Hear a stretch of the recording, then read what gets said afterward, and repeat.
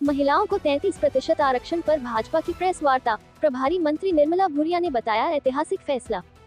Bharatiya Janata party जिला मंदसौर द्वारा केंद्र सरकार के महिला आरक्षण 33% के निर्णय को लेकर आज एक प्रेस वार्ता का आयोजन किया गया। इस दौरान जिले की प्रभारी मंत्री निर्मला भूरिया ने भी प्रेस वार्ता को संबोधित किया। प्रभारी मंत्री निर्मला भूरिया ने कहा कि केंद्र सरकार द्वारा लिया गया ये निर्णय देश की महिलाओं के सशक्तिकरण की दिशा में ऐतिहासिक कदम है। उन्होंने बताया कि इस फैसले से लोकसभा और विधानसभा में महिलाओं की भागीदारी बढ़ेगी, जिससे निर्णय प्रक्रिया में महिलाओं की भूमिका और मजबूत होगी। उन्होंने आगे कहा कि प्रधानमंत्री के नेतृत्व में सरकार लगातार महिला सशक्तिकरण के लिए प्रतिबद्ध है और कई योजनाओं के माध्यम से महिलाओं को आत्मनिर्भर बनाने का कार्य किया जा रहा है। 33% आरक्षण का ये निर्णय आने वाले समय में महिलाओं के लिए नए अवसर खोलेगा। प्रेस वार्ता में भाजपा के जिला पदाधिकारी, मीडिया प्रतिनिधि उपस्थित रहे। पर सवाल करना, डीएमके के नेता जानबूझकर तमिलनाडु की महिलाओं को उनके संवैधानिक अधिकारों से वंचित करने का प्रयास कर रहे हैं। यह लोकतांत्रिक प्रक्रिया में महिलाओं की भागीदारी को रोकने की है। 2001 की जनगणना के बाद श्रद्धेय अटल बिहारी वाजपेयी जी की सरकार में यह निर्णय लिया गया कि 2026 के बाद पहली जनगणना तक परिसीमन स्थगित रहेगा, ताकि दक्षिण राज्यों को संभावित नुकसान से बचाया जा सके। इसके बावजूद विपक्ष भ्रम फैला। आज वही मैं कह रहा हूँ कि आज मन आहत है, मन दुखी है।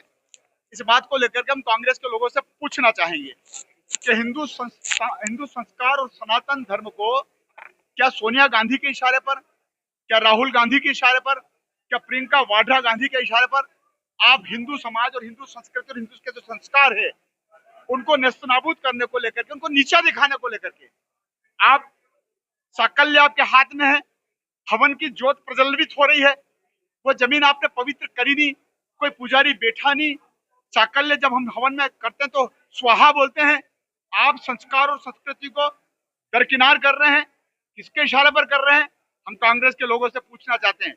आपने हवन की नाटक नौटंकी करी है, आपने उस जमीन को पवित्र किया, क्या किसी पुजारी को बिठाया?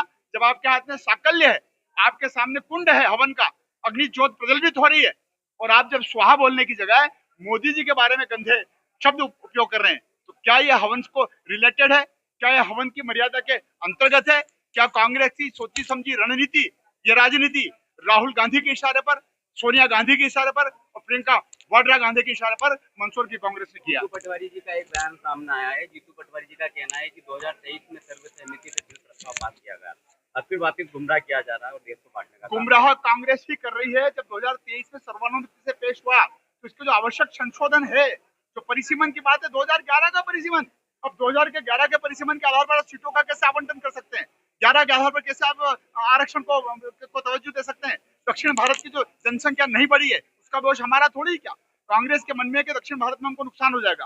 कांग्रेस के मन में यह है कि 33% के आरक्षण में मोदी के समर्थन में जो महिला उठ खड़ी हुई है उसका फायदा जहाँ बहुल्यता है महिलाओं की वहां पर मोदी जी को मिलेगा, इसलिए रणनीति करेगी। जीतू पटवारी जी विपक्ष के या कांग्रेस के सवाल थे, उनके सारों के जवाब दिए, और आपने देखा होगा कि महिलाओं से सशक्तिकरण के लिए उनको विधानसभा लोकसभा में 33% का आरक्षण देकर के और उनको निर्धारक बनाना चाहते थे, लेकिन कहीं न कहीं कांग्रेस को रोकने का काम किया।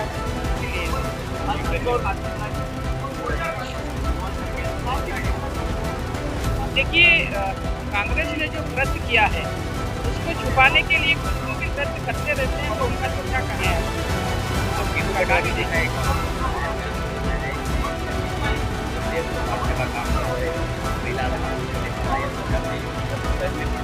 जी, जीतू भाई को ये कहना चाहूँगी, न तो यहाँ जातिवाद का सवाल है, न फिर क्षेत्रवाद का सवाल है। तो यहाँ कहाँ ये सवाल उठता है कि कहीं जातिवाद